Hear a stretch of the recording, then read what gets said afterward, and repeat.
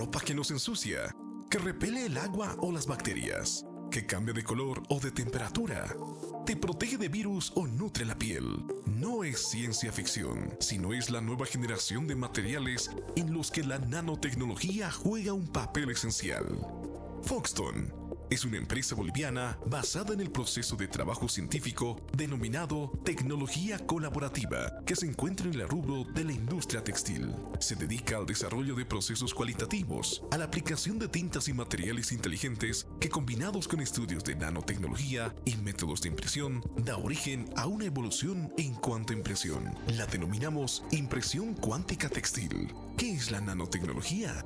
Es un campo tecnológico y científico que se aplica a nivel de nanoescala, es decir, medidas muy pequeñas que reciben el nombre de nanos, correspondiente a una 1.000.000.000ª parte de un metro.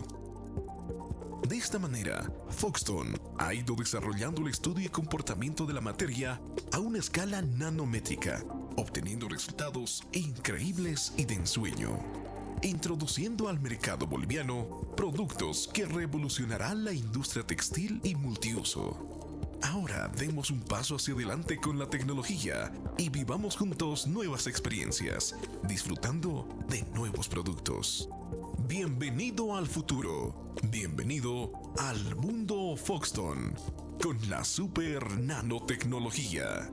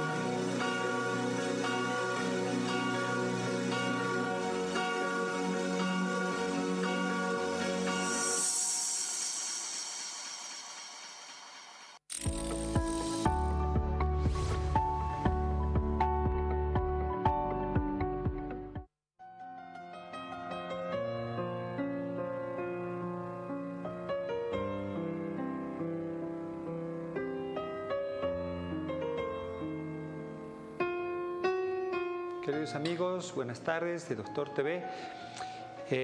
Hoy tenemos nuevamente a una invitada muy querida, la doctora Roxana Quisbert, hablando sobre un tema.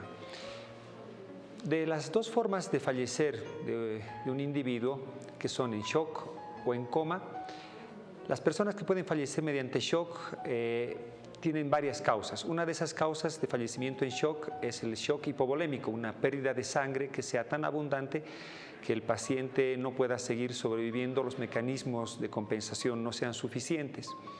Estas pérdidas hemáticas pueden ser de varias partes del cuerpo. Sin embargo, de las partes del cuerpo que son más difíciles de controlar es cuando sangra el tubo digestivo. Y por esa razón, y porque hubieron muchas preguntas la vez anterior que tuvimos a Roxana aquí en el programa, de cómo podemos controlar una hemorragia digestiva, lo que llamamos hemorragia digestiva en términos médicos, es que la hemos invitado para que podamos hablar al respecto. Bienvenida, Roxana, nuevamente gracias por haber aceptado la invitación. Gracias por la invitación. Buenas tardes a todos los que nos están viendo por este medio. Y bueno, como dijiste, es importante hablar de hemorragia digestiva. En general vamos a hablar de hemorragia digestiva en pediatría, ¿no? Porque si bien esto es algo que se ve en adultos, también hay en niños, ¿no? A veces uno piensa que no, pero sí hay problemas relacionados con el tubo digestivo que nos dan hemorragia digestiva, ese sangrado digestivo, ¿no? Entonces vamos a hablar de este tema. Bueno, empezaremos con el tema. ¿Qué es una hemorragia digestiva? Bueno, en términos generales, para que la población nos entienda, una hemorragia digestiva es toda aquella expulsión de sangre por orificios naturales. ¿Qué quiere decir? Que uno o vomite sangre por la boca o defeque evacuaciones con sangre o simplemente evacuaciones con sangre no mezcladas con heces. Pueden ser mezcladas o no mezcladas con heces, ¿no? Vamos a hablar poco a poco de las definiciones, que es muy importante porque tenemos que saber que hay hemorragias digestivas altas, hemorragias digestivas bajas. Entonces nosotros debemos saber, desde la parte médica, nosotros tenemos que diferenciar cuándo es una hemorragia digestiva alta y cuándo es una hemorragia digestiva baja para hacer un adecuado tratamiento de acuerdo a la causa, ¿no?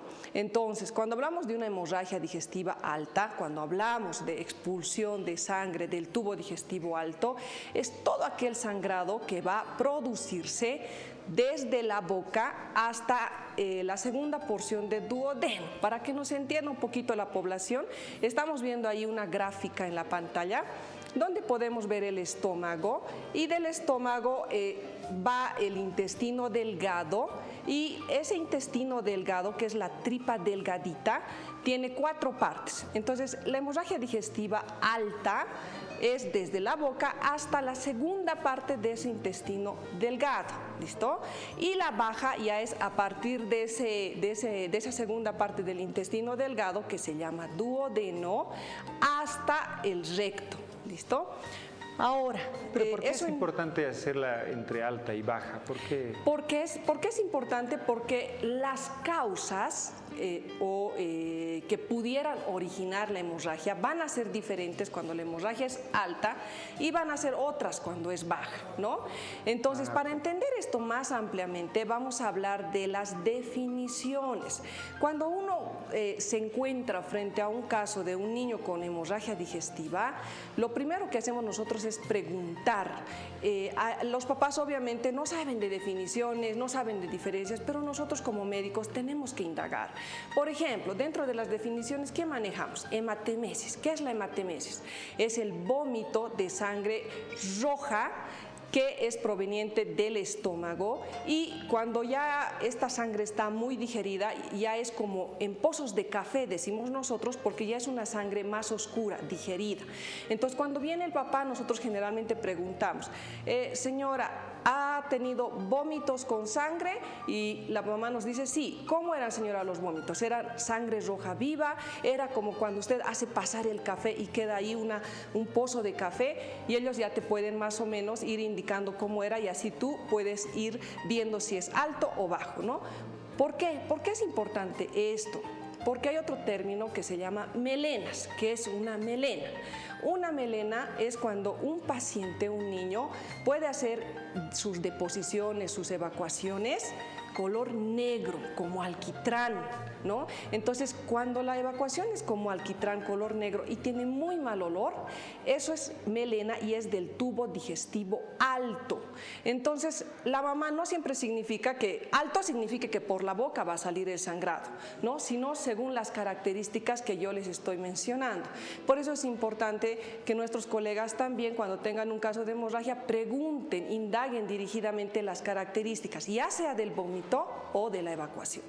En el caso de la hemorragia digestiva baja, cuando es del tubo digestivo bajo, generalmente preguntamos ¿Cómo ha hecho popó su hijito? Ha hecho popó mezclada con tiritas de sangre roja, estrías de sangre roja, como cuando nos cortamos la mano y ese momento vemos la sangre roja, o era otro color. Entonces las mamás muchas veces ahí te dicen, sí, doctora, ha hecho popó y justo son tiritas de sangre como venitas en la popó. Entonces decimos, esto es bajo, ¿no? Entonces mucho depende de las características y a veces hay un tipo de evacuación que por definición nosotros le llamamos hematoquesia. ¿Qué es eso?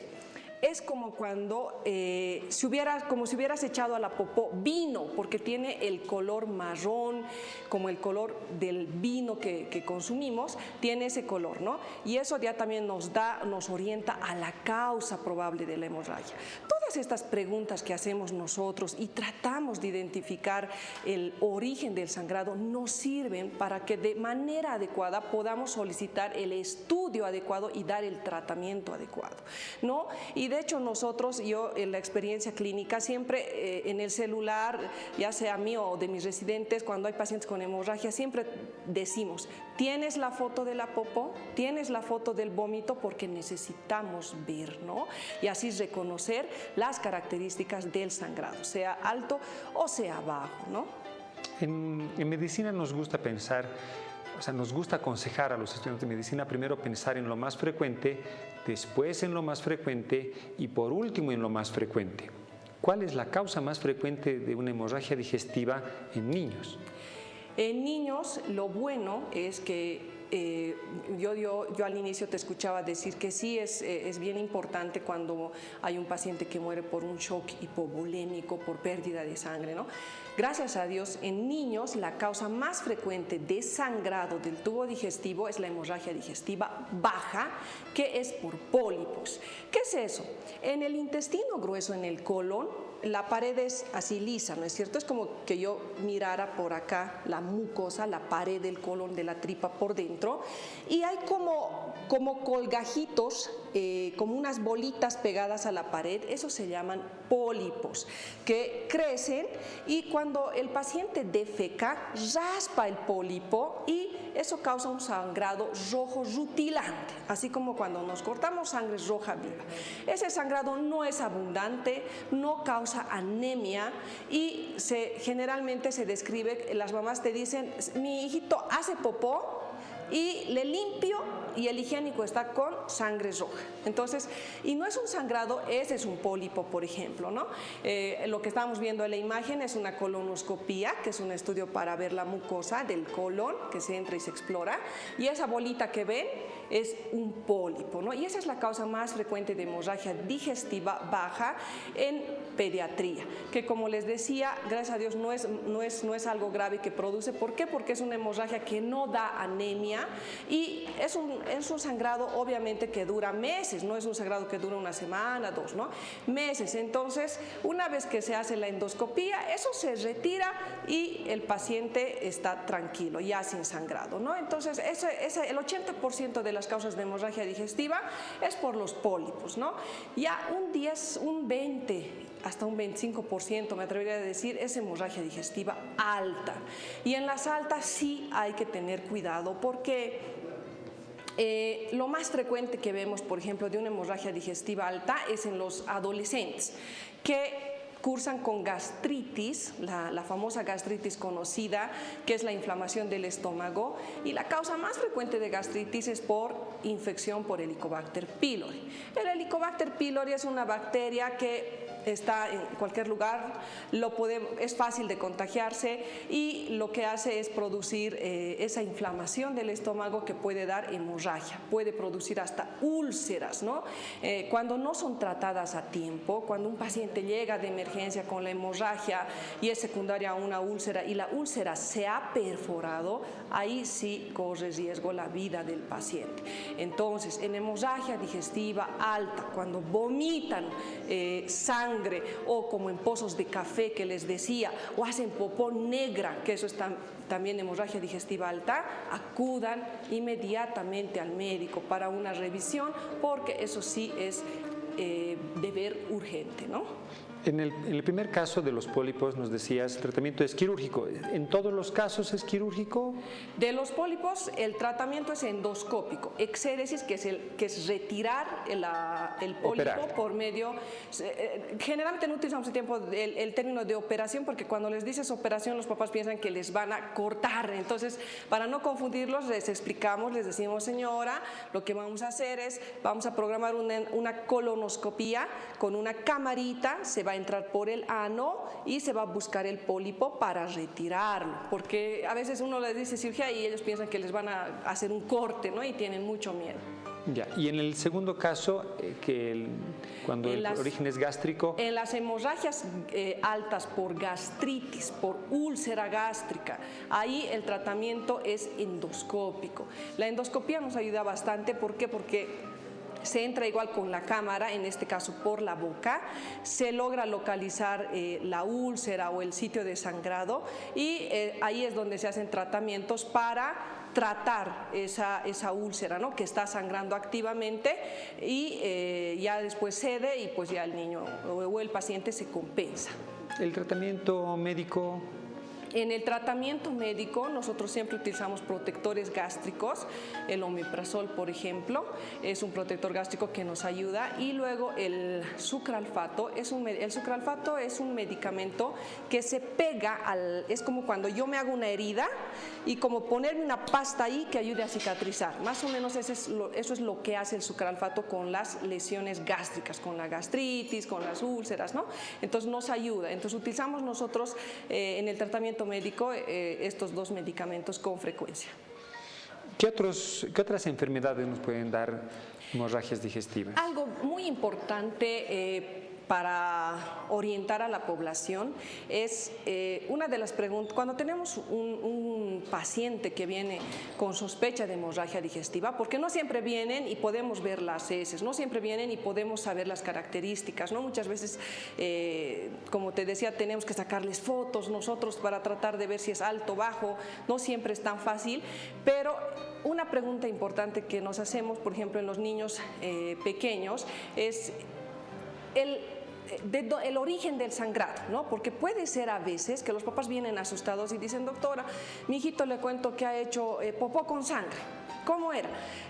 No era negra, era como rosada, entonces ahí como que no es tan claro y preguntamos, ¿qué ha comido? ¿Qué ha comido ayer? ¿No? Nos dicen, sí, justo ayer le he dado gelatina, le he dado remolacha, le he dado espinacas. Entonces algunos alimentos pueden pintar la popó, las heces y pueden simular un cuadro de hemorragia, ¿no? Entonces mucho depende de la evaluación, de las preguntas, de revisar al paciente, ver cómo está, si está compensado, si está descompensado, deshidratado, si está anémico, de todo eso, pero siempre preguntamos, ¿qué ha comido? Porque nos ha pasado a veces que vienen y justo se había comido ayer, como te decía, remolacha, gelatina, espinacas y la popó se ha pintado de color rosado, rojo, ¿no?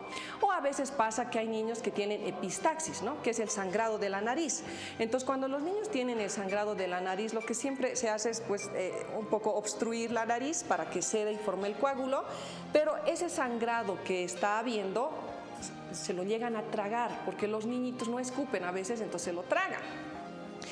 Obviamente si se lo tragan va a ir por el tubo digestivo y va a salir por la popó, pintando la popó de rojo. Entonces siempre preguntamos, ¿ha tenido algún sangradito por la nariz? O si tiene lesiones en la boca, cuando hacemos el examen físico revisamos si hay alguna afta, alguna lesión que esté sangrando, ¿no?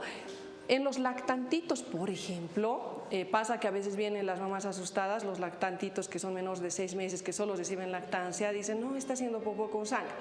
Y a veces revisamos y preguntamos si justo el pezón de la mamá está con grietas, ¿no? Entonces los niños están digiriendo esa sangre. Entonces, eso sí, también es importante indagar y preguntar cuando el caso no es tan claro, ¿no? Entonces, tenemos que preguntar eso. Otra cosa que preguntamos son, ¿consume algún medicamento? Sí, doctora, le cuento que mi hijito toma tal medicamento. Generalmente los AINES, ¿no? Dentro de las gastritis, los medicamentos más frecuentes, pues los analgésicos pueden causar inflamación del estómago, ¿no?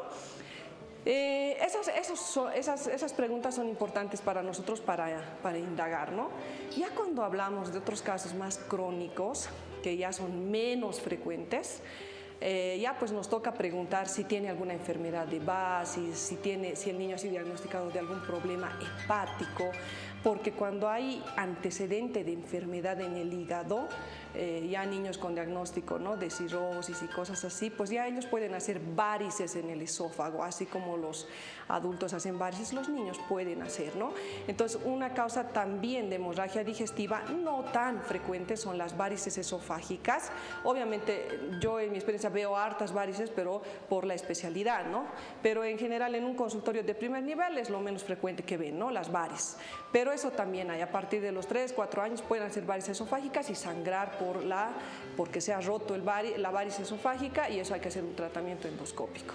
Infecciones bacterianas, shigella, no sé, algunas parasitosis. Excelente la observación.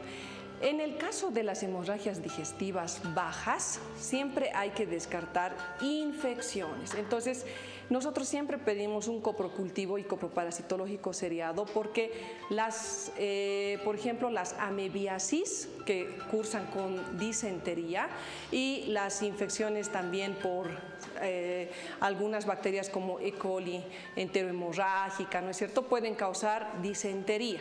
Pero hay un factor importante ahí asociado, que las evacuaciones son líquidas, ¿no? Generalmente son semilíquidas, líquidas con sangre. Entonces ahí estamos hablando ya de una disentería, que a veces nos llegan referencias como hemorragias digestivas, pero cuando hacemos las preguntas a la mamá, dice, sí, justo doctora, está con diarrea, ha tenido fiebre, entonces ha tenido vómitos. Entonces es importante hacer toda una serie de preguntas para descartar otras causas de hemorragia, como en este caso las infecciones que dan disentería, y eso pues ya es un tratamiento específico con antibióticos, ¿no? De los exámenes de laboratorio que te guían, porque por ahí come, qué sé yo, remolacha, algún poquito, pero igual podemos ver si hay sangrado en deposiciones. En los exámenes de laboratorio lo que nosotros generalmente pedimos son sangre oculta en heces, específicamente para ver, si bien macroscópicamente a veces no se ve, se puede ver en la sangre oculta en heces, y si la mamá te dice que parece ser sangrado, pero no está segura y no hemos visto la popó y hay antecedentes de que se hayan deglutido la sangre de una hemorragia de la nariz o que hayan comido alimentos que pudieran haber pintado la popó, pedimos sangre oculta en heces, ¿no? Y obviamente siempre pedimos un coagulograma y un hemograma con recuento de plaquetas, porque también hay casos donde puede haber, es rarísimo, pero puede haber coagulopatía, puede haber plaquetopenia, ¿no? Por ejemplo, ya no es esto tan frecuente, pero por ejemplo, mucho se ha escuchado de la púrpura, ¿no? La púrpura trombocitopénica, de Henoch decimos nosotros, trombocitopénica en términos médicos, es cuando las plaquetas bajan debido a una infección que se da probablemente por virus. Eso puede tener muchas causas, esta púrpura que es conocida como púrpura. ¿Por qué? Porque empiezan a salir como unas manchitas, petequias en términos médicos, ¿no? Como unas manchitas en la piel, rojas, y que no desaparecen. Y aparte, estos niños pueden llegar a cursar, la mitad de ellos, con gastritis. Entonces pueden tener melenas o vómitos con sangre, y ahí sí nos toca sospechar de que se trate de una púrpura, ¿no? Entonces eso ya es secundario a una enfermedad. Entonces nos toca indagar también algunos otros síntomas extraintestinales. Vienen y nos dicen, sí, justo le ha salido unas manchitas en la piel que no desaparecen. Ya, entonces es otra cosa, no solo es tubo digestivo, ¿no? O esas son, por ejemplo, la de las imágenes, las petequias, ¿no? Que en los niños que les da púrpura puede asociarse con gastritis, ¿no? Y luego hay otras hemorragias menos frecuentes debido a enfermedad inflamatoria intestinal. Por ejemplo, yo en mi experiencia sí veo, la enfermedad inflamatoria intestinal puede cursar con cuadros de hemorragia y diarrea. Las colitis, que es una inflamación del intestino grueso más que el delgado, causan más con sangrado que diarrea, ¿no? Entonces ya son enfermedades obviamente poco frecuentes, pero ya nos toca investigar, pedir más laboratorios, velocidad de sedimentación globular. El hemograma siempre lo pedimos, como te decía, para ver si esta hemorragia está causando anemia o no. Nos ha tocado ver a veces las interconsultas por anemia, ¿no? Y anemia y no se sabe por qué, ¿no? Entonces nos llega y nosotros buscamos hemorragia oculta, que solo se puede ver con un examen de sangre oculta en heces, ¿no? Entonces indagamos y a veces vemos que es una bacteria, una infección, se trata y se cura, ¿no? No, gracias a Dios no siempre son casos graves. Lo más frecuente, los pólipos, las gastritis, que se resuelven. De algunos profesores antiguos que nos decían, si el papá tiene sospecha de que está su hijito con una hemorragia digestiva, que le eche agüita oxigenada. ¿Eso ayuda? ¿Es sensible? ¿Es específico para las hemorragias? ¿Tú la aconsejarías? Digamos, doctor, estamos en época de pandemia, no estamos saliendo, o alguien del interior te llama y tienes el WhatsApp, ¿ayuda a ponerle agua oxigenada en las heces? Sí, sí. Es un estudio obviamente poco sensible, específico, pero sí, ayuda. Esa reacción que se produce en generalmente no un pañal con sangre y nosotros o las enfermeras muchas veces echan el agua oxigenada, empieza a ser como espuma, como burbuja, entonces quiere decir que si es sangre, sí, ayuda, porque si estamos además en provincia, donde no hay laboratorio, ayuda, ¿no? Entonces sí se puede hacer, o en la casa, si tienen la duda, se puede hacer, ¿no? Generalmente yo les pido foto de la popó, ¿no? Entonces traten, siempre que tengan una sospecha o un niño que vomite o haga popó negra, si dudan, papás, una fotito. Aquí tenemos algunas imágenes. Esa justo es, ¿no? El test de peroxidasa, que es donde se echa el agua oxigenada y surge esa reacción. Ok, queridos amigos, ahí tenemos el teléfono también, donde ustedes nos pueden escribir, pueden hacer sus consultas. Y bueno, y Roxana la tenemos aquí para que nos pueda absolver más de las dudas. El que esté asociado con síntomas como dolor, porque le preguntan, ¿y le ha dolido su pancita? ¿Ha tenido ardor? Y demás, ¿es frecuente? ¿No tiene nada que ver? ¿Es parte de armar los síndromes?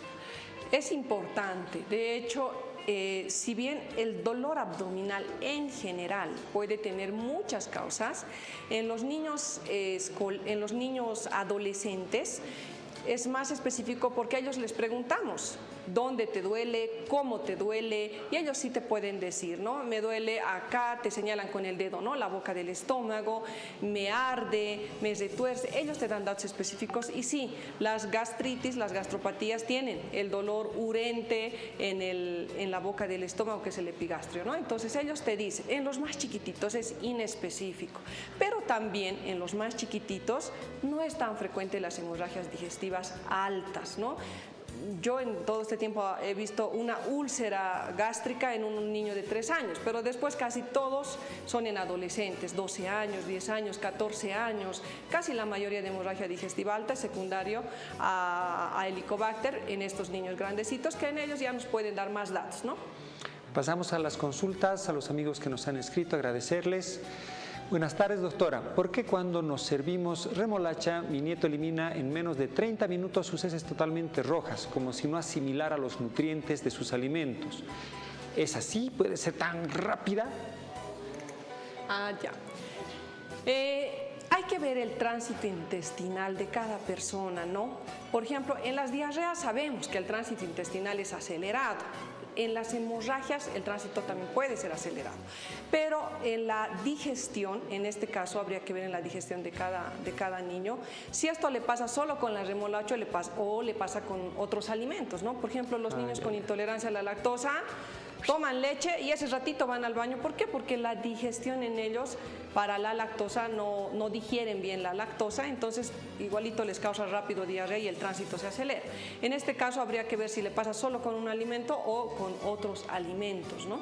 Sí, pero puede ser así ciertos alimentos que realmente tengan intolerancia y se vayan directamente. Los alimentos que producen intolerancia es por mala digestión generalmente, y sí, obviamente la mala digestión hace que se eliminen y pueden eliminar ese rato, ¿no? Porque no nos olvidemos que en las transgresiones alimentarias, por ejemplo, si yo me he comido, no sé, una salchipapa de la calle y de repente no era de bien elaborado higiénicamente, mi intestino tiene dos maneras de defenderse, o los vómitos o la diarrea. Si es diarrea, acelera el tránsito intestinal, ¿no? Entonces, en las intolerancias puede haber, ¿no?, un tránsito intestinal acelerado donde trate de eliminar lo que no puede digerir, ¿no? Por más que el alimento sea súper natural, no transgénico, etcétera, etcétera. Ahora, habría que preguntar, como te decía, si es que esto es solo con la remolacha o es con otros alimentos. ¿Por qué? Porque generalmente los alimentos, las verduras preparadas, es raro que sean poco toleradas. La intolerancia más frecuente conocida en niños es la lactosa, ¿no? Después otros alimentos rarísimos. Ok, pasamos a la siguiente consulta. Buenas noches, doctor. Una consulta a la doctora. Doctora, ¿me puede explicar qué es la candidiasis gastrointestinal y cuál es el tratamiento para solucionarlo? ¿Qué es la candidiasis gastrointestinal? La candidiasis, pues, es una infección por hongos, ¿no? Generalmente la candidiasis la tenemos que buscar. A veces uno ve en los niños, generalmente se produce en los niños inmunodeprimidos. ¿Qué quiere decir esto? En los niños con bajas defensas. Por ejemplo, los niños portadores del VIH, en los niños con tratamientos oncológicos que tienen bajas las defensas. Entonces, la cándida aparece como placas blanquecinas en la piel, porque son en la mucosa, porque son honguitos. Ahora, si queremos saber si esas placas están en el esófago o en el estómago, tenemos que hacer la endoscopía. Y si se corroboran, evidentemente hay un tratamiento para la candidiasis, que son los antimicóticos, ¿no?, que pueden ser por vía endovenosa. Cuando es solamente oral, tópico por vía oral se puede dar, ¿no?, buchadas de un antimicótico, ¿no? Pero hay que investigar la causa. No es frecuente ver por si acaso candidiasis. No es que yo salgo a la calle y encuentro un paciente y abre la boca y está con candidiasis. No, generalmente es en pacientes inmunodeprimidos, con defensas bajas. Y además, en la parte de la faringe, lo que llamamos el muget para la candidiasis orofaringea, es porque se han muerto todas las bacterias buenas y tienen mucho alimento los hongos, porque los hongos no compiten, no van a ganar terreno con las bacterias, sino rellenan el espacio que han dejado. Y una inmunosupresión es más importante. Hay varios esquemas, como nos dice Roxana. Pasamos a la siguiente consulta. Una consulta, doctora. Tengo pólipos vesiculares. Mi pregunta es si obligatoriamente se debe extirpar la vesícula, ya que mi médico me dijo, si cree, se debe estirar toda la vesícula. Si crece, se debe estirar toda la vesícula. ¿Qué nos dice sobre los pólipos en la vesícula? Bueno, los pólipos en la vesícula no tienen ninguna relación con lo que son las hemorragias. En niños, nosotros no es frecuente en la literatura. De hecho, los niños no hacen pólipos generalmente en la vesícula. Cálculos sí puede existir, pero los cálculos es más en adolescentes, en chiquitos casi no. Esto ya es más una patología de adultos, ¿no? Entonces, en el caso de los pólipos de vesícula en el adulto, habría que ver cuál van a ser las repercusiones en relación a la función de la vesícula, porque la vesícula es un reservorio de bilis. Entonces, si en algo implica la función de la vesícula, estos pólipos, probablemente se tengan que retirar, pero eso es más una patología de adultos que de niños, ¿no? Ok, pasamos al siguiente mensaje. Buenas noches, doctora. Una pregunta. A mi hijo le cuesta ir al baño, pero siempre lo hace después de 2 días y seco. De antemano, muchísimas gracias a nuestro amigo desde Potosí. Bueno, en este caso estamos hablando de un probable estreñimiento, ¿no? Habíamos hablado anteriormente ya del tema de estreñimiento en pediatría. y habíamos dicho, ¿no?, que las evacuaciones normales de cualquier niño deberían ser de lunes a domingo. Puede que un día deje de hacer, pero al día siguiente tiene que hacer la evacuación, y generalmente la consistencia debería ser como cuando apretamos el colino, la pasta de dientes lisa, suave, ¿no? Eso es lo normal, el hábito intestinal normal. Ahora, si un niño empieza a hacer popó cada 2 días, cada 3 días y es duro, seco, como bolitas de conejo, bolitas de oveja, obstruye el inodoro, entonces ya estamos frente a un estreñimiento, y ahí hay que evaluarlo para darle un tratamiento de acuerdo al peso. Siempre en pediatría todo es de acuerdo al peso, con laxante y dieta. Y obviamente, si es desde Potosí, se comunican contigo al teléfono. Que se comuniquen conmigo al teléfono, y bueno, me encuentran en las redes sociales y nosotros pues les atendemos. Para los pacientes del interior, atendemos nosotros en sábado, porque a veces los papás trabajan. Nos ha tocado ver pacientes de Sucre, de Tarija, de Oruro, de Potosí, y en sábado, ¿no? ¿Por qué? Porque no hay manera de que ellos en la semana puedan venir. Gracias, Roxanita, y además agradecerte que nos hagas también consultas además de los temas que habíamos hablado, y eso es súper buena onda. No sé si tenemos la siguiente consulta lista. Buenas tardes, doctora. ¿Qué signos semiológicos abdominales se pueden observar en una hemorragia digestiva baja? Creo que parece examen de alguien que estudia medicina que te está tomando aquí. ¿Qué signos semiológicos se pueden? Sí, se pueden encontrar en una hemorragia digestiva. Tú revisas el abdomen, encuentras... ahí está la pregunta. ¿Qué signos semiológicos abdominales se pueden observar en una hemorragia digestiva baja? No, en una hemorragia digestiva baja casi no vamos a encontrar un peristaltismo elevado o visceromegalias, casi no. Siempre, pero es importante esto, en una hemorragia digestiva baja siempre debemos revisar el área perianal. Nos ha tocado ver hemorragia digestiva, viene un papá y dice, sí, mi hijita tiene sangrado al evacuar, y cuando hacemos el examen del área perianal, encontramos fisuras, ¿no? Entonces decimos, ya, el problema es la fisura, y justo es un niño estreñido, entonces tal vez es por el estreñimiento que se ha fisurado. Pero a veces es raro, pero a veces nos ha tocado encontrar signos de, ¿no? O hay en niños abandonados, ¿no? Signos de AS, decimos nosotros. Hay que descartar y buscar bien abusos también, ¿no? Esto no es frecuente, pero en forma general nosotros tratamos de hacer una exploración completa. ¿Listo? Entonces sí es importante evaluar el área perianal. Como les digo, podemos encontrar fisuras, que es lo frecuente. Ya en enfermedades con hemorragia digestiva, como enfermedad inflamatoria intestinal, por ejemplo, colitis ulcerativa y enfermedad de Crohn, que es muy raro, pero sí lo vemos nosotros en tercer nivel, ahí sí podemos encontrar fístulas en el área perianal. Entonces, pero eso no se ve, no es tan frecuente, ¿no? Nosotros alguna vez lo hemos visto, pero no es frecuente. Nosotros tratamos, queridos amigos, siempre traer a los profesionales que trabajan en ambiente hospitalario. La experiencia es más grande, ellos ven pacientes derivados de todas partes de Bolivia. Roxana trabaja en el Hospital del Niño, y nunca hay que descartar patologías que sean también más infrecuentes, por más que nos parezca doloroso tener que presenciar algunas de estos problemas en niños. Sí, nos ha tocado ver, por eso es que a la pregunta toco el tema, ¿no? Nos ha tocado ver alguna vez, y dentro de lo que es como médicos nosotros siempre tratamos de hacer una evaluación completa, ¿no? Pasamos a la siguiente consulta, y muchas gracias siempre por escribirnos. Buenas tardes, doctora. ¿Por qué cuando nos servimos remolacha mi nieto elimina en menos de... hemos visto de 30 minutos de la remolacha. Análisis indicado para medir la flora bacteriana intestinal y su criterio respecto al uso de probióticos. Yo quería preguntarte eso.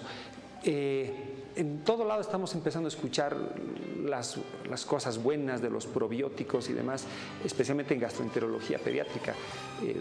En estos casos de hemorragia, ¿ayuda, no ayuda? ¿Cuál es la experiencia tuya con estos probióticos? No, los probióticos ya por evidencia son conocidos hace más de 10 años y se han estudiado en todo, en dolor abdominal, en estreñimiento, en dolor abdominal funcional, en todos se están estudiando los probióticos, pero dentro de lo que es la evidencia están comprobados totalmente en diarrea. ¿ya? Entonces, en diarrea los probióticos sí nos ayudan, ¿no? Ahora, hablando de probióticos, en el medio nosotros contamos con una variedad de marcas de probióticos que también nosotros seleccionamos, específicamente utilizamos dirigidamente algunos en caso de diarrea. Ahora, hay casos donde nos ha tocado ver ya más en ambiente hospitalario, en los niños que reciben tratamientos prolongados de antibiótico, que hacen niños con diarrea persistente. Empiezan a tener diarrea, que es 1 semana, 2 semanas, 3, y empezamos a buscar la causa, ¿no? A veces encontramos gérmenes oportunistas, a veces encontramos Clostridium. El Clostridium en el ambiente hospitalario es frecuente de encontrar en diarreas crónicas y causa sangrado, pero es un sangrado que solo es moco y sangre, ¿no? Entonces el intestino está tan inflamado que hay moco y sangre. En esos casos sí utilizamos los probióticos para ayudar al intestino, más el tratamiento antibiótico específico, ¿no? En ese caso sí los probióticos en hemorragia, en las hemorragias por Clostridium, que es una infección en los pacientes que les digo que reciben tratamientos prolongados de antibióticos o inmunodeprimidos también, ¿no? En esos casos sí, pero después en hemorragia no. Ya. Y hay que ser específico, hay varios tipos de probióticos, género y especie distinto, o todos funcionan de la misma forma. Sí, hay en el mercado, pues hay, no voy a hablar yo de marcas, pero hay probióticos que tienen más de una cepa y hay otros que solo tienen una cepa. La evidencia te dice que en diarrea aguda son más efectivos las que tienen solo monocepa y no que tengan varias cepas, ¿no? Tenemos, gracias a Dios, en el medio 2 tipos de probiótico en diarrea aguda que nos ayudan y que también nos ayudan en infecciones por Clostridium, al tratamiento, ¿no? Después los probióticos en otras presentaciones pueden tener otra función en la inmunidad, en regular la microbiota intestinal, pueden ayudar, ¿no? Pero la evidencia comprobada es en diarrea. Ok, pasamos a la siguiente duda. Buenas noches, doctora. Tengo una consulta. Mi bebé tiene 10 meses y está con diarrea y vómitos. No quiere alimentos. ¿Qué debo darle o qué fue lo que le provocó? Por favor, doctora. En el caso de las diarreas, pues de 10 meses, las diarreas en menores de 5 años casi siempre son producidas por virus, en un mayor porcentaje, ¿no? Y en un menor porcentaje por bacterias, ¿no? Siempre en diarrea hay que ver si es una diarrea aguda o es una diarrea crónica. Una diarrea aguda menos de 2 semanas. Por la época y por la edad, como les digo, la causa más frecuente son los virus. ¿Listo? Entonces, como sabemos, Erwin, para diarrea por virus, pues no hay un antiviral que le demos y le pase, porque eso se tiene que autolimitar. ¿Qué hay que cuidar en un niño con diarrea? Obviamente que no se deshidrate. Si el niño vomita y no le tolera las sales de deshidratación oral, la lactancia materna y ningún tipo de líquido, que todo lo vomita, lo tiene que llevar al médico a evaluar para ver si no tiene datos de deshidratación, y lo más probable es que si los tiene, lo internen, ¿no? Entonces, si un niño está con diarrea pero le tolera las sales de deshidratación oral, y aunque tenga poco apetito, porque generalmente cuando uno tiene diarrea el tránsito intestinal es acelerado y eso causa mucho dolor en los niños y no quieren comer. Entonces uno no los obliga a comer, pero sí deben recibir líquido, porque si no reciben se deshidratan. Si recibe y tolera, entonces probablemente no va a ser necesario que se interne, pero si le está vomitando todo, tiene que llevarlo a evaluar para ver si requiere internación. Ok, pasamos a la siguiente consulta. Buenas noches, doctora. Ya me hice el examen endoscópico y me detectaron Helicobacter pylori. Me trataron ya hace 1 año, pero sigo con molestias.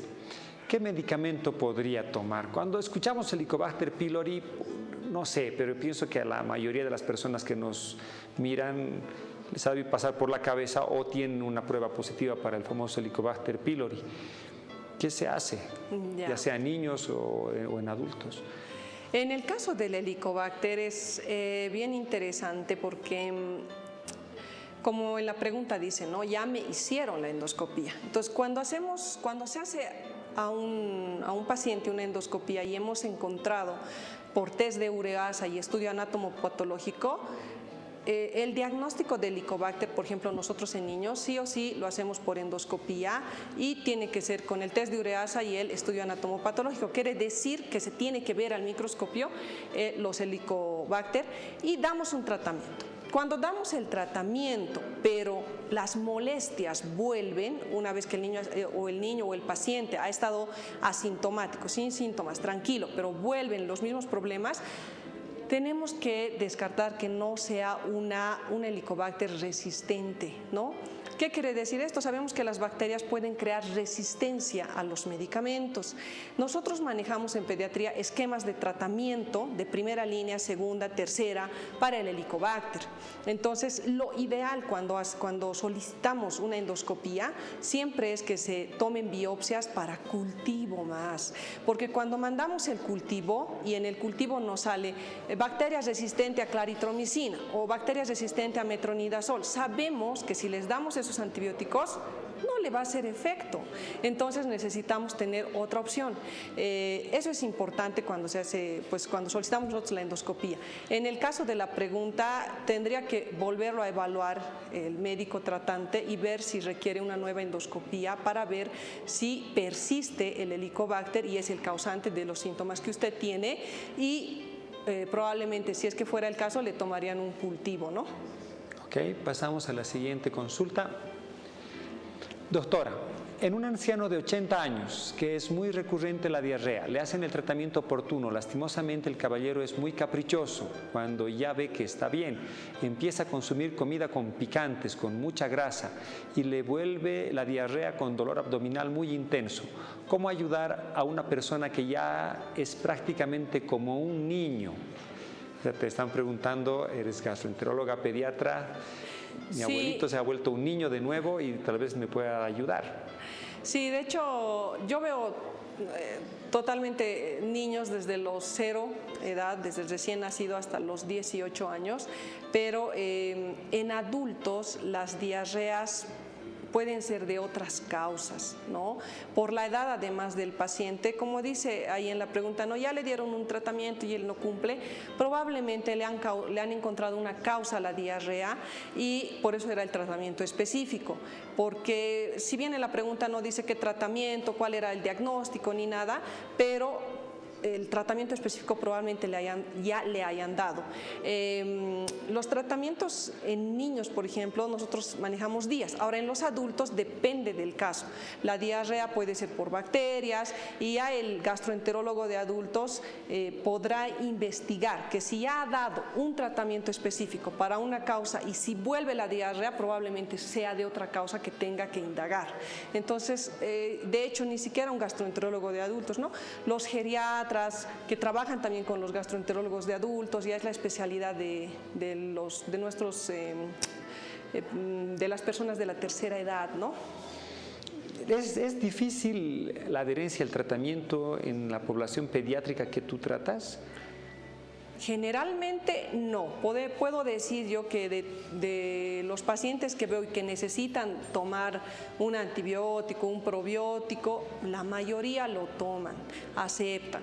Lo que más manejamos, por ejemplo, lo que yo manejo es como son jarabitos o a veces son polvitos que hay que diluir, entonces en la mínima cantidad, si no le gusta tomar medicamentos, ¿no?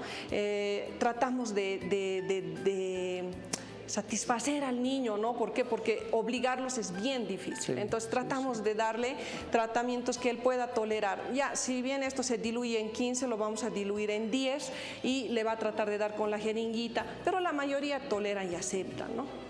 Más difícil, ¿no? En los adultos mayores. Sí, porque los adultos pues ya no se dejan decir nada, ¿no?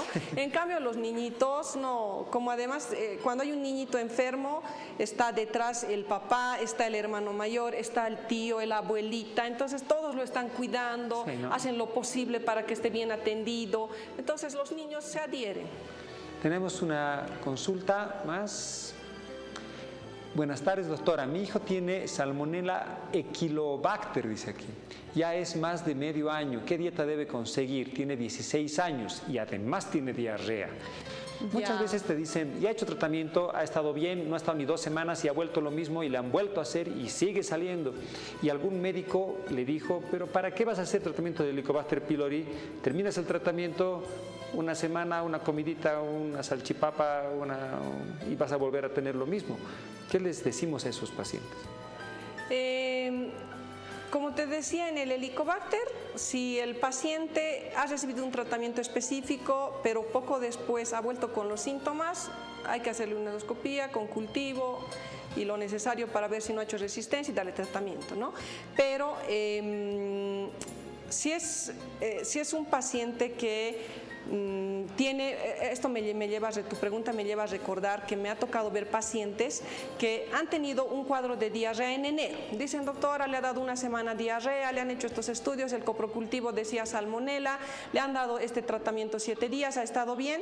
Después de un mes, otra vez la doctora le ha dado diarrea, le han hecho este estudio, todo negativo y sigue con diarrea. Después le han dado no sé qué, estaba bien, ahora ha pasado 2 meses y otra vez con diarrea.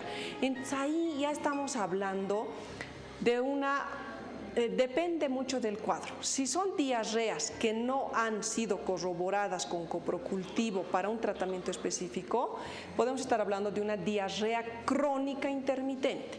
Existe el término diarrea crónica intermitente, que es cuando es una diarrea de 1 año, 2, que va y viene. Cada mes le da un episodio de 3-4 días, se autolimita y otra vez, ¿no? Y generalmente no están asociadas a fiebre. Y si afectan al estado nutricional, si es que ese niño, aparte de tener esas diarreas que van y vienen, ha perdido peso, ha perdido talla, no está creciendo bien, entonces tenemos que buscar malabsorción intestinal.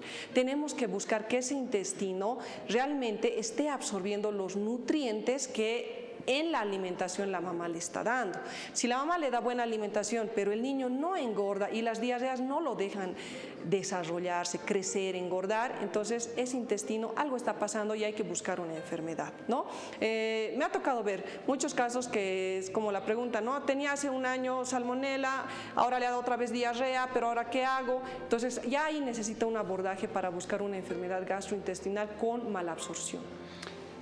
Roxanita, gracias siempre por tu participación, por la mucha gente que nos ha escrito. ¿Dónde te pueden encontrar? Tu teléfono, tu consultorio, por favor. Bueno, a mí me encuentran en las redes sociales como doctora Roxana Kisbert, gastroenteróloga pediatra. Estamos en Obrajes, en el edificio CES, en el piso 3, o al teléfono 63-077-985. Muchas gracias y esperamos tenerte nuevamente para seguir charlando. A ustedes, queridos amigos, agradecer siempre su sintonía y espero vernos pronto. Gracias por la invitación y gracias a todos. Adiós, adiós.